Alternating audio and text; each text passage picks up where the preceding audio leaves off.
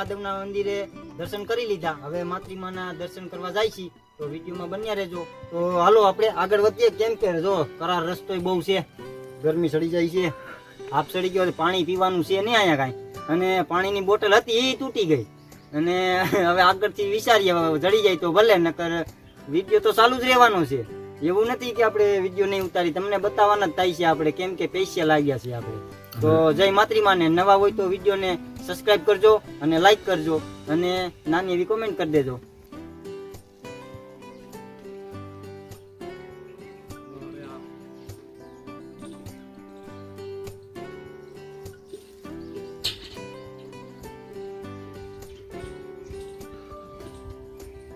ઓ ભાઈ ઓ રા પગથિયા તો જોવો તમે, હરવી દઈએ છે. ઓ ભાઈ પગથિયા ગિરનાર જેવું જ ખાતું આપણે માતૃમાના મંદિર તરફ પૂગી ગયા છીએ અને વિડીયોમાં બન્યા રહેજો, કેમ કે આપણે ચાલુ જ છે અને આપણે ત્યાં જઈને દર્શન કરીએ અને હું પણ દર્શન કરું ને તમને પણ દર્શન કરાવું. તો હાલો મિત્રો.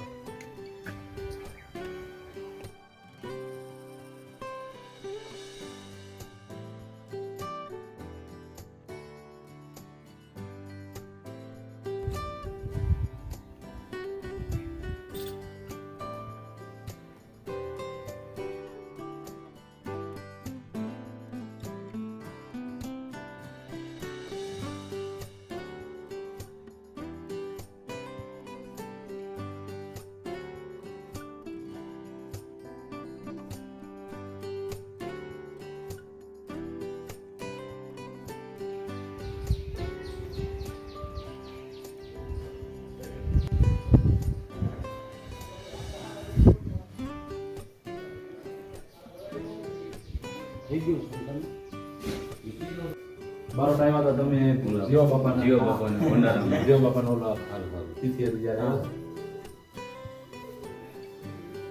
માણસ ઈ બહુ ખરા હતા. મારા 52 ગામની અંદર જીવા બાપા જેવા ભુવા નિમા કરતા, અને એની એવડી અવસ્થા એ પણ એને તમે કદાચ રાતે ગયા હોય, મને કોઈ જાકારો નહીં ખબર છે.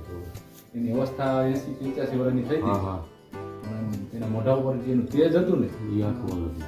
દેવી તેજ હતું. અને હું તો અહીંયા સેવા આપું, મને ખબર છે તમારું બાલો મારું બાબા. એટલે તું બાપુને મેં જોયા છે. અમે ત્યાં ભજનમાં હતા ને, તમે ભજનમાં હતા.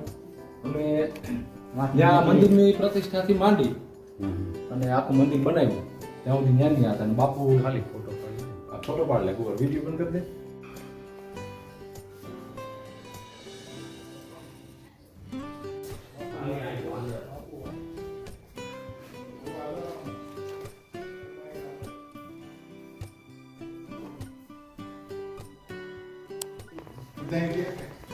ના એ તો કોણ કોણ શું હવે તો આપણે તો શું કરીએ?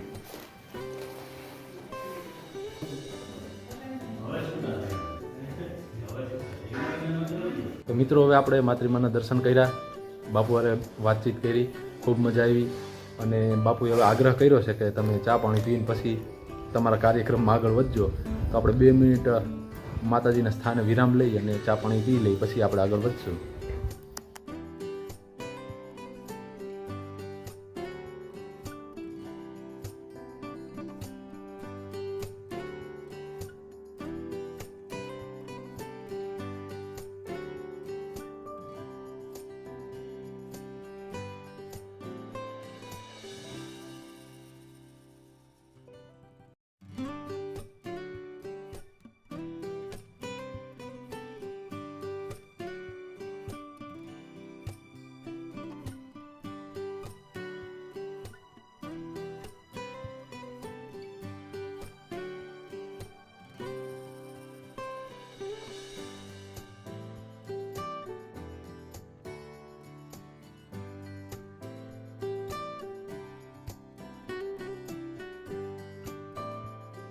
તો મિત્રો, આપણે માતૃમાના દર્શન કર્યા એટલે કારા બાપા અમારા અહીંયા ધંધુસર ગામ પાસે જ આવ્યું છે, બાલોટની પાસે. એ પણ અહીંયા હતા દર્શન કરવા. તો એને આગ્રહ કર્યો, બાપુ એને આગ્રહ કર્યો કે ચા પાણી પીને જ જાવ. તો અમે દર્શન કર્યા, ચા પાણી પીધો અને એવું મસ્ત મજાનું મંદિર છે. અને હવે અમે આગળ જઈએ છીએ. તો તમે મિત્રો, મંદિરેથી ઉપર ચડતા ભીમનાથ મહાદેવનું મંદિર છે, તો આપણે દર્શન કરીએ. ચાલો તમને દર્શન કરાવીએ અને કરીએ. તો તમે જુઓ મંદિર.